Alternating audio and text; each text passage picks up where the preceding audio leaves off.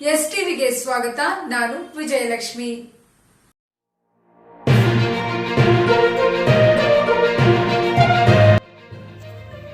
ಇಟ್ಕಲ್ ಪ್ರಾಥಮಿಕ ಆರೋಗ್ಯ ಕೇಂದ್ರಕ್ಕೆ ಸರಿಯಾದ ವ್ಯವಸ್ಥೆ ಮಾಡಿಕೊಡುವಂತೆ ಮಹಂತೇಶ್ ಒತ್ತಾಯ. ಸೇಡಂ ತಾಲೂಕಿನಲ್ಲಿ ಬರುವಂತಹ ಇಟಕಲ ಪ್ರಾಥಮಿಕ ಆರೋಗ್ಯ ಕೇಂದ್ರದಲ್ಲಿ ವೈದ್ಯರ ಕೊರತೆ ಇದ್ದು ಮತ್ತು ಪ್ರಯೋಗಶಾಲಾ ತಜ್ಞರ ಹುದ್ದೆ ಇಲ್ಲ.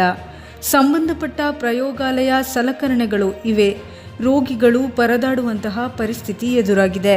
ಪಕ್ಕದಲ್ಲಿರುವ ಕಾನಗಡ್ಡ ಪ್ರಾಥಮಿಕ ಆರೋಗ್ಯ ಕೇಂದ್ರದಲ್ಲಿರುವ ಗುತ್ತಿಗೆಯ ಆಧಾರದ ವೈದ್ಯರು ವಾರದಲ್ಲಿ 1 ಅಥವಾ 2 ಬಾರಿ ಬರುತ್ತಾರೆ. ಇದರಿಂದ ರೋಗಿಗಳಿಗೆ ತುಂಬ ಅನಾನುಕೂಲವಾಗುತ್ತಿದೆ. ಅದೇ ರೀತಿ ಇಟಕಲ ಪ್ರಾಥಮಿಕ ಆರೋಗ್ಯ ಕೇಂದ್ರಕ್ಕೆ ಹೆರಿಗೆ ಮತ್ತು ತುರ್ತು ಸಂದರ್ಭದ ರೋಗಿಗಳಿಗೆ ಬೇರೆ ಕಡೆ ಅಂದರೆ ಕಲಬುರಗಿ, ಯಾದಗಿರಿ ಹಾಗೂ ರಾಯಚೂರು ಕರೆದುಕೊಂಡು ಹೋಗಲು ಮತ್ತು ಆಂಬ್ಯುಲೆನ್ಸ್ಗಾಗಿ ಮುಧೋಳ್ ಆಸ್ಪತ್ರೆಗೆ ಕರೆ ಮಾಡಿದಾಗ ಕೆಲವು ಸಂದರ್ಭಗಳಲ್ಲಿ ಆಂಬ್ಯುಲೆನ್ಸ್ ಇದ್ದರೂ ಕೂಡ ಇಲ್ಲ, ಬೇರೆ ಕಡೆ ಹೋಗಿ ಎಂದು ಹೇಳುತ್ತಾರೆ. ಒಂದು ವೇಳೆ ಆಗಬಾರದ ಅನಾಹುತಗಳು ನಡೆದು ಬಿಟ್ಟರೆ ಅದಕ್ಕೆ ಯಾರು ಜವಾಬ್ದಾರರು?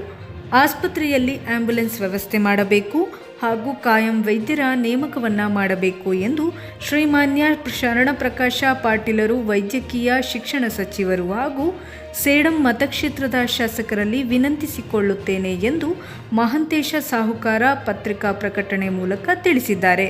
Bureau news, STV Kannada, Sedam.